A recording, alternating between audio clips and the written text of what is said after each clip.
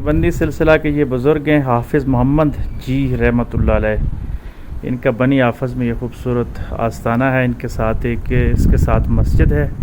ये कब्रिस्तान में बाकी कब्रें हैं। इनकी कब्र की ख़ास बात यह है कि यहाँ संग मरमर तो लगा हुआ है, लेकिन बाकी मज़ारात की तरह यहाँ पे चादरों का उस तरीके के साथ रश नहीं है।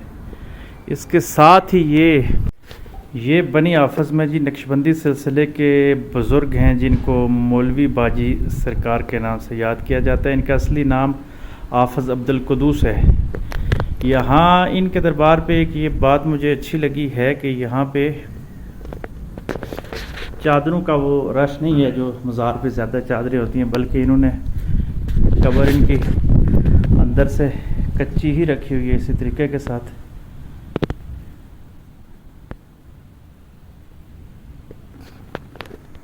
तो अलबत्ता ये बाहर ये झंडियाँ लगी हुई हैं कुछ, तो बाकी इनके साहिबजादगान के मज़ारात भी इसी तरीक़ा के साथ यहाँ पे हैं।